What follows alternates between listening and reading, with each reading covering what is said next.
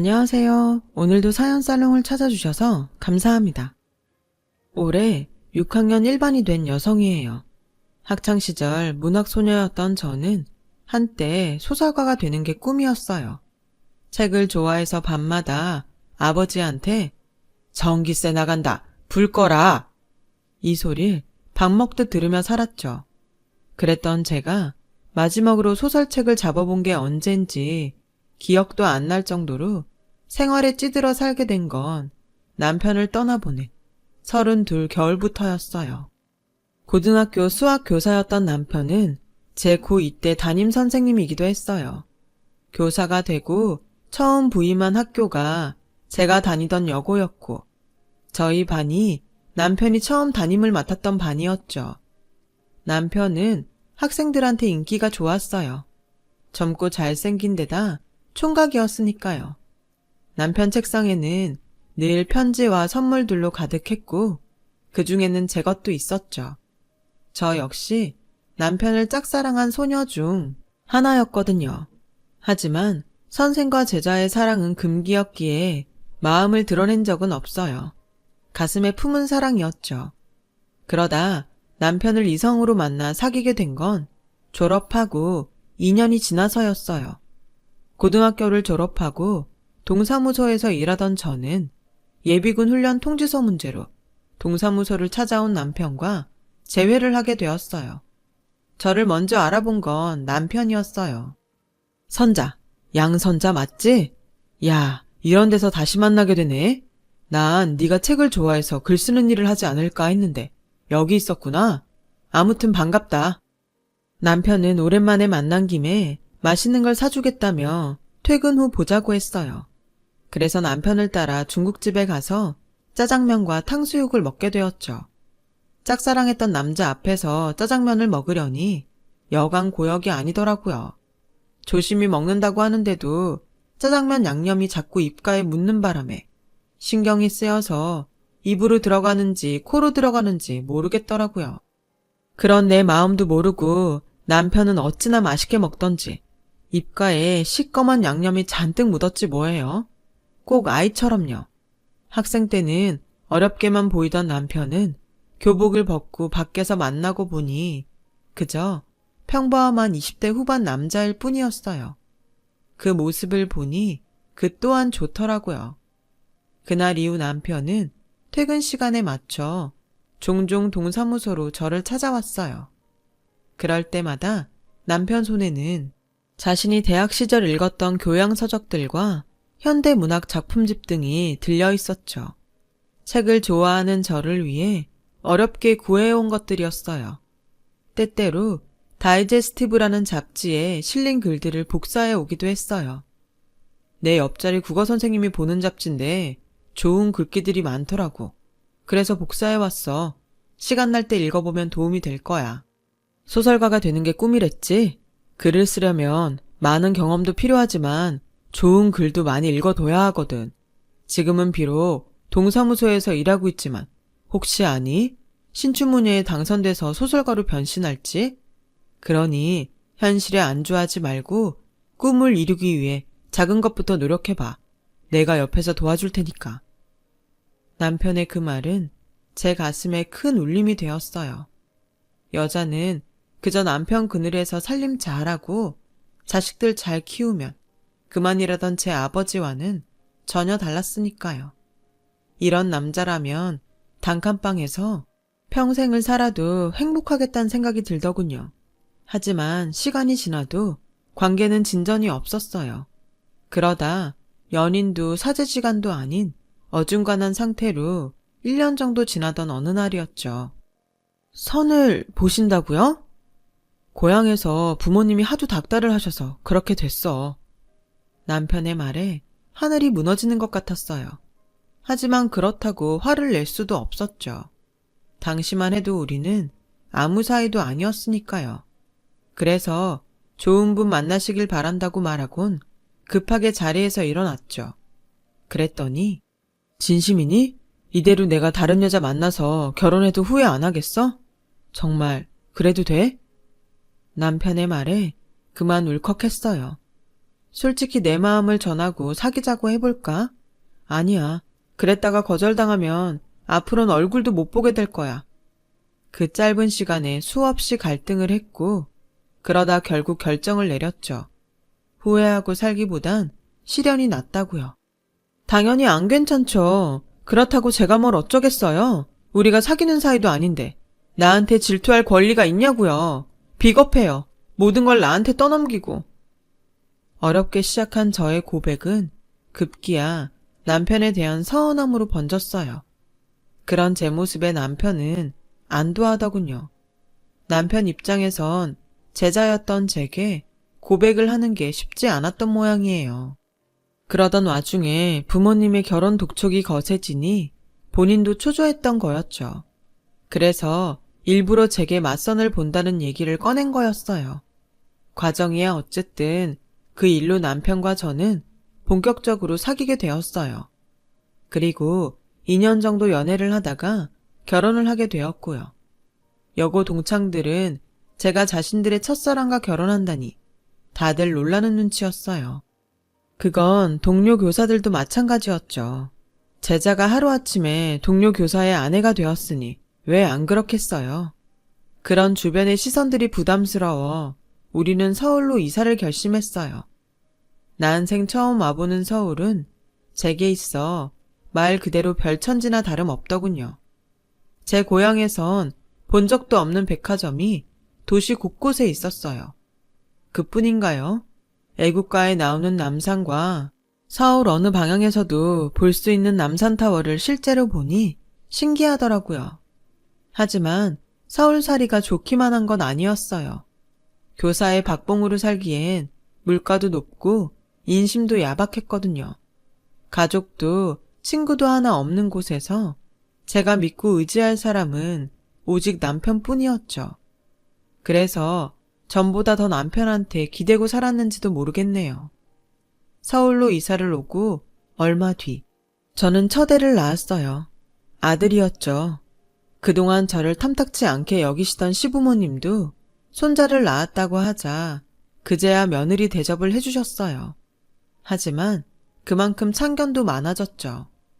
친정엄마가 없는 저는 낯선 곳에서 혼자 가사와 육아를 하려니 모르는 것도 많고 힘에 부치는 일도 많았어요. 주변에 물어볼 사람도 잠시 애를 봐줄 사람도 없었으니 더욱 그랬죠. 그나마 다정한 남편이 퇴근 후 가사며 육아를 많이 도와줘서 버텨냈어요. 그리고 4년 뒤 둘째 아들이 태어났고 돌을 막 넘긴 시점에 저희 가정에 시련이 불어닥쳤어요. 퇴근길 만원 버스에 올랐던 남편이 교통사고로 세상을 떠났거든요. 그날 아침 오늘따라 유독 동태찌개가 생각난다길래 주인집 아주머니한테 작은 애를 맡겨두고 시장에서 동태를 한 마리 사들고 왔어요. 막 대문을 들어서려는데 안채에서 주인집 아주머니가 달려나오더라고요. 성민 엄마, 어떡해. 자기 시장 간 사이에 경찰서에서 연락이 왔는데 이 내가 아저씨가 교통사고를 당해서 많이 다쳤나 봐. 애들은 내가 봐줄 테니까 얼른 병원으로 가봐. 어서. 그 말을 듣고 들고 있던 생선 비닐을 팽개치곤 그대로 병원으로 달려갔어요. 도착해보니 응급실엔 사고로 실려온 버스 승객들로 인산인해를 이루고 있더라고요. 그런데 그 어디에도 제 남편의 모습은 보이지 않았어요. 그때였죠. 간호사가 남편 이름을 대며 보호자 맞냐길래 그렇다고 했더니 저를 한쪽으로 데리고 가더라고요. 그렇게 간호사를 따라갔는데 남편은 이미 싸늘한 주검이 되어 있었어요. 빳빳하게 다려입고 나간 하얀 와이셔츠는 피로 물들어 있었고 결혼 예물로 사준 시계는 유리가 박살나 산산조각이 나 있더라고요.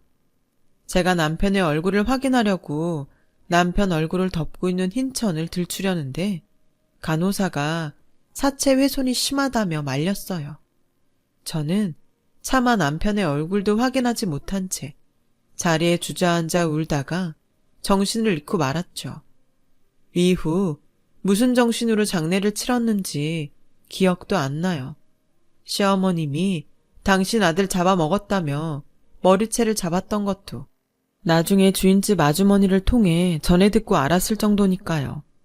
장례가 끝나자 시어머니는 다시는 제 얼굴을 보고 싶지 않다시며 영 끊고 살자고 하더군요.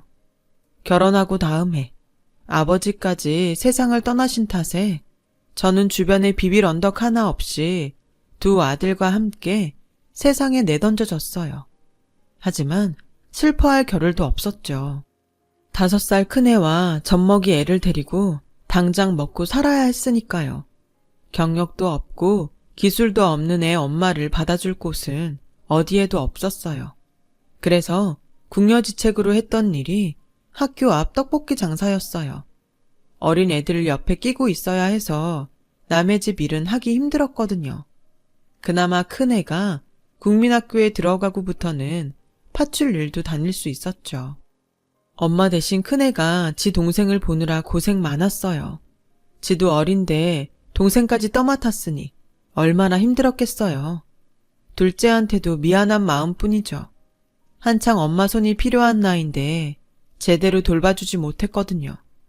그래도 큰애는 짧게라도 아빠 사랑을 받고 자랐지만 둘째는 그조차도 못 받고 자랐으니까요. 그래서일까요? 자라면서 둘째는 사고도 많이 치고 정학도 몇 번이나 당했는지 몰라요. 1년이면 서너 번은 제가 학교에 불려가서 자식 잘못 키워 죄송하다고 고개를 숙여야 했죠. 결국 둘째는 고등학교 2학년 때 학교를 그만뒀어요. 반면에 큰애는 어릴 때부터 바르고 공부도 잘해서 늘 자랑거리였어요. 학원이며 과외 한번 시켜준 적 없는데 아빠를 닮아 수학을 잘해서 대학도 명문대 공대에 들어갔죠. 큰애야말로 개천에서 난 용이었어요. 자기가 빨리 취직해서 돈을 벌어야 엄마 고생이 끝난다고 기를 쓰고 공부해서 졸업도 하기 전에 대기업에 척하니 붙을 정도였으니까요.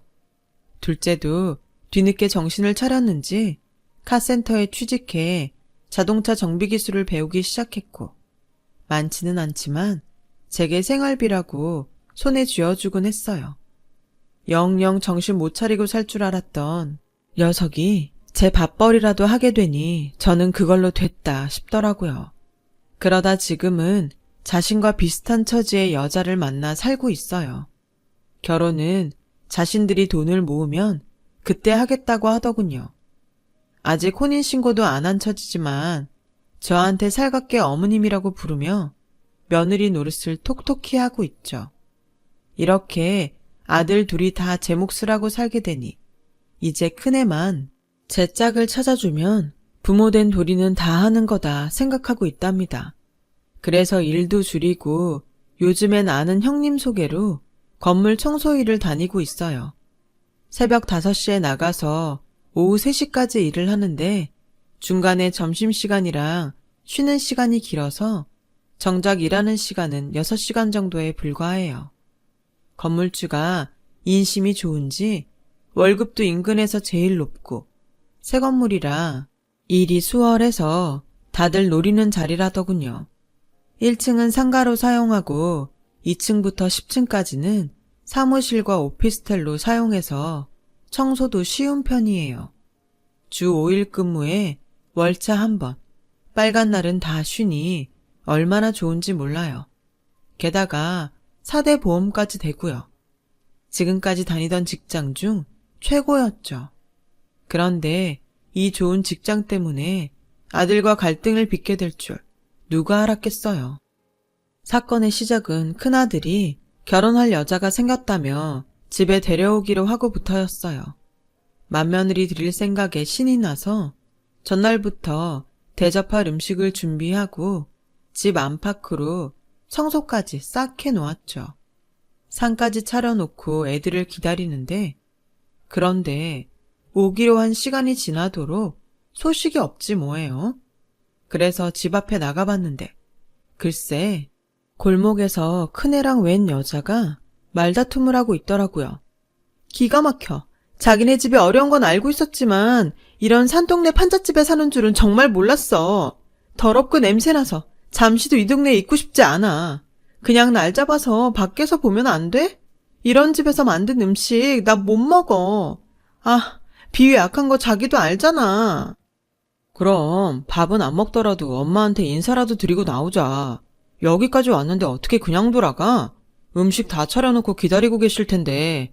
그러니까 얼굴이라도 비추고 나오자. 내가 이렇게 부탁할게. 응? 우리 집 사는 꼴이 마음에 안 들어 집에도 안 들어오겠다는 애한테 두 손 싹싹 빌어가며 애걸을 하는 큰애를 보니 피가 거꾸로 솟았어요. 그러면서도 한편으론 이게 다 무능한 내 탓이란 생각이 들어서 가슴이 미어지더군요. 그래서 조용히 발길을 돌리려는데 느닷없이 둘째가 나타나선 지 형한테 달려들지 뭐해요. 이게 무슨 개소리야. 더러워서 우리 집 밥을 못 먹어? 형, 제정신이야? 어떻게 이런 여자를 집에 데려올 생각을 해? 엄마한테 미안하지도 않아? 혹시 이 여자한테 책 잡힌 거 있어? 그래서 이렇게 빌빌대는 거냐고. 그런 거 아니면 당장 헤어져. 나 이런 여자 형수로 못 모시니까. 어머, 이 사람이 자기 동생이야? 고등학교 잘려서 카센터에서 일한다는? 이보세요. 아무리 못 배웠어도 초면에 이러는 거 아니죠. 형수를 못 모셔요? 잘 됐네요. 나도 그쪽 시동생으로 받아들일 생각 없으니까. 성훈아, 그만해. 형수한테 그게 무슨 말버릇이야? 내가 이 사람 잘 달래서 들어갈 테니까 너 먼저 집에 들어가서 엄마한테 우리 좀 늦는다고 말씀드려. 어서. 싫어. 그런 거는 형이 직접 엄마한테 얘기해. 난 저 여자랑 한 집에서 밥 먹을 생각 전혀 없으니까 둘이 들어가든 말든 알아서 하라고. 둘째는 성질을 내며 돌아갔어요. 그제야 큰애는 예비 며느리와 차에 올라 둘이 한참 얘기를 나누더군요. 결국 그날 예비 며느리는 집에 오지 않았어요. 큰애는 새벽녘이 돼서야 술에 잔뜩 취해 들어왔더군요. 딱 봐도 여자가 잘 사는 집 딸 같던데 기울어지는 형편 탓에 그동안 큰애가 마음고생이 많았던 모양이에요. 그런데다 둘째까지 나서서 기름을 부었으니 속이 오죽하겠어요. 며느리감을 보고 서운한 마음이 들었던 것도 사실이지만 그보다는 내 새끼가 마음에 상처를 입지 않을까 그게 더 걱정이 되더라고요.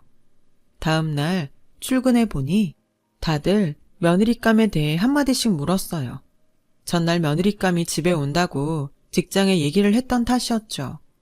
차마 지난밤 일을 말할 수 없어서 예쁘고 착하다고 했더니 축하해 주는데 마음이 먹먹해지더군요. 그래서 얼른 자리를 피해 제가 맡고 있는 층으로 올라가는데 마음이 심란해서 일도 손에 안 잡히더라고요. 그래서 창가에 서서 한숨을 쉬고 있었는데 백발이 성한 남자가 다가와 말을 걸지 뭐해요. 아이고, 그래서야 땅이 꺼지겠습니까? 항상 밝은 얼굴로 다니시더니 오늘은 무슨 일로 그렇게 한숨을 쉬십니까? 저를 아세요? 남자는 건물을 오르내리며 저와 종종 마주쳤었다고 하더라고요. 혹시 무슨 일이 있냐고 묻길래 결혼 앞둔 아들 걱정에 그런다고 했더니 자기는 철없는 딸 때문에 걱정이라고 하더군요. 처음 본 사람이었지만 서로 자식 걱정을 하다 보니 참 많은 얘기를 나누게 되었어요. 그 남자는 일찍 아내와 사별하고 혼자 딸을 키우고 살았는데 돈 버느라 바빠 신경을 못 쓴 탓에 딸이 세상 물정도 모르고 철이 없다고 하더군요. 그런데 딸이 결혼을 하겠다고 남자를 데려온다는데 마음이 심란하다나요? 딱 제 심정 같더라고요. 그날 그렇게 대화를 나눈 뒤로 건물 복도에서 만날 때마다 우린 인사를 건네며 자식들 근황도 묻곤 했어요. 그렇게 몇 달이 지났을까요? 큰애가 상견례 날짜를 받아왔더라고요. 아직 제대로 며느리 인사도 못 받는 상황에 상견례라니 아니다 싶었어요. 그래서 상견례 전에 밖에서라도 한번 얼굴을 보자고 했더니 마지못해 그러자고 하더군요.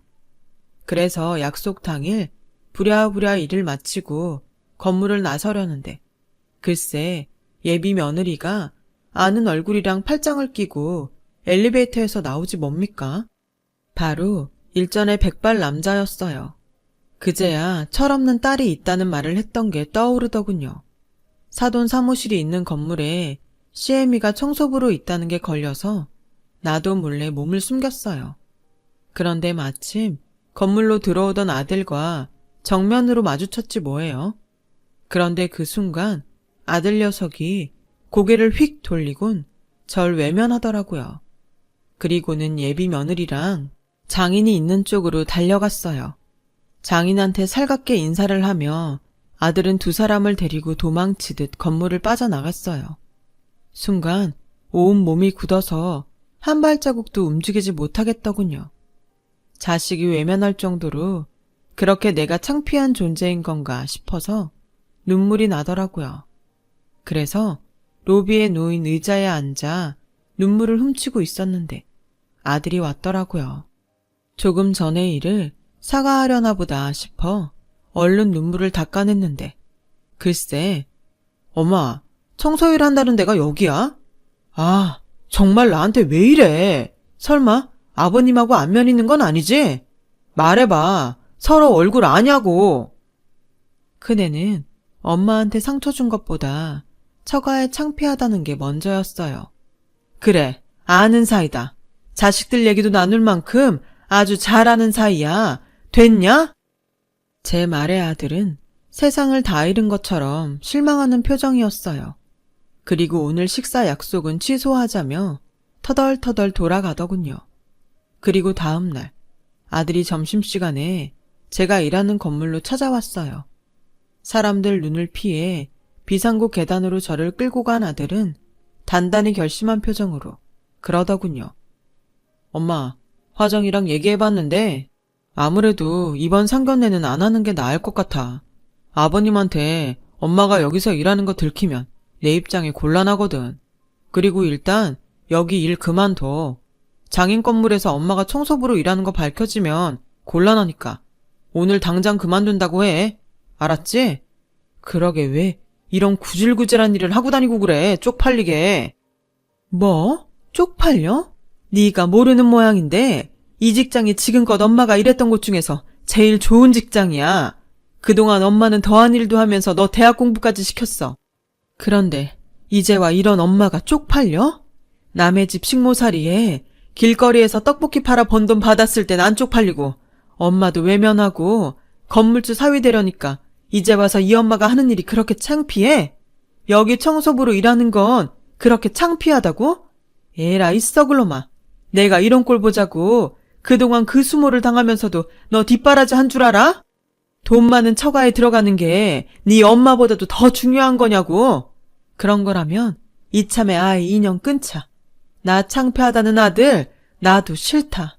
내가 해주는 음식 더러워서 못 먹겠다는 며느리도 싫고 다 싫다. 엄마, 그런 말이 아니잖아. 여기만 아니면 다른 어디라도 상관없어. 그러니 내 말대로 해줘. 그럼 더는 요구 안 할게. 일 그만두면 사돈이 날 못 알아본다든? 상견례는 안 한다 쳐도 결혼식은 어쩔 거야? 엄마 알아볼까봐 결혼식도 안 하고 넘어갈 거냐고? 그러자 큰애가 머뭇거리며 말했어요. 결혼식 꼭 와야겠어? 그냥 아프다고 둘러대고 불참하자. 아니면 그때 해외여행 보내줄게. 그깟 결혼식 성훈이 때 참석하면 되잖아.